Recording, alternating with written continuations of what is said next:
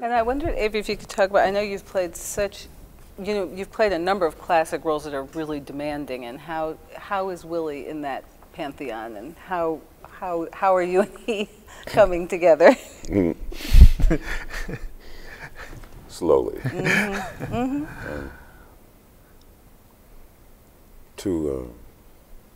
It's often, well, just in reference to what you just said, Henry Dumas said, reach up and touch the sky, written in the tongues of your ancestors, it is yours, claim it. So I mean, that is the place where I begin. The mountain to climb is unknown in a way. That is to say, the path up the mountain is unknown. And I wouldn't have it any other way. Because if you stand in front of it and say, okay, well, how am I going to get up there?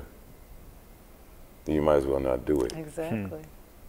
You know, that the notion is that you're here now and you must go.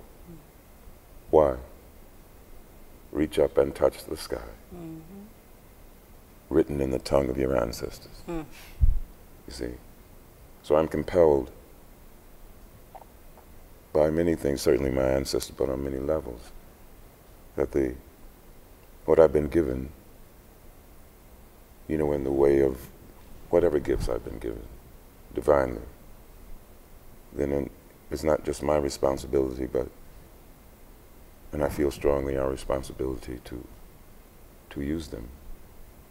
Use whatever those gifts are, and use the passion, and use your mind, and use the love that you have as a human being, but certainly in love for people.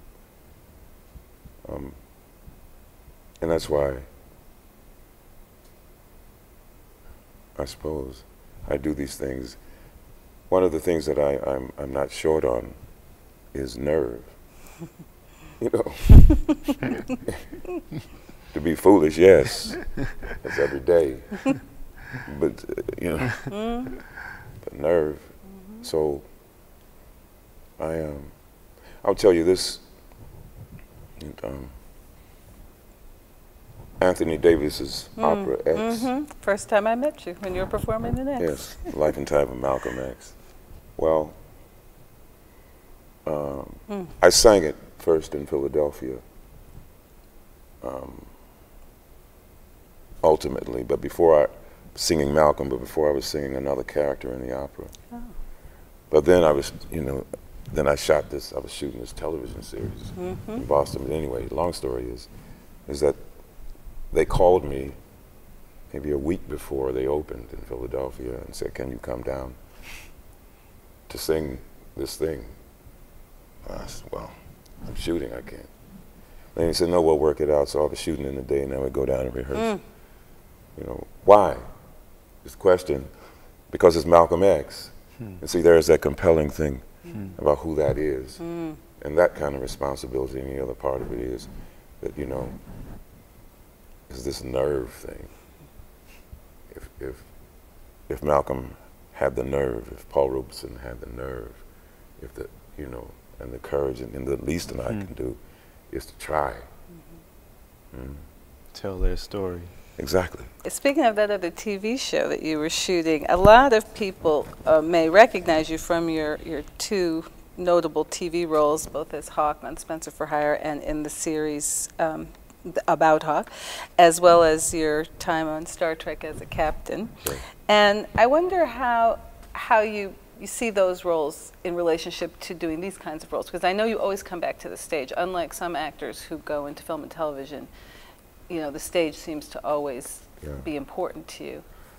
Yeah, you know, there's no substitute for the live exchange. There's no substitute. And I can answer the question. I've lived long enough now. I know what the foundation is for this. That is to say, you know, the theater is the convergence of all of the various disciplines, that is to say, you know, all of them. History, literature, visual art, you know, the spoken word, it's all there. And the broader and deeper one's foundation is in that. Then it informs the younger form, which is film, you know, television, film, you know, the electronic piece of the thing. Because what it is, I mean, still here, this is a facsimile of what the human eye does. It is a facsimile of what we experience, you know, when we are actually sitting down on earth and looking at dawn. So I could never leave this place. And after all, theater still remains for me the place of ideas. Film doesn't necessarily have to do that. Film is about telling stories, you know, storytelling. You know, unless you're doing action adventure, it doesn't matter. It's just this blam, bang, you know, very stimulating visually, but yeah.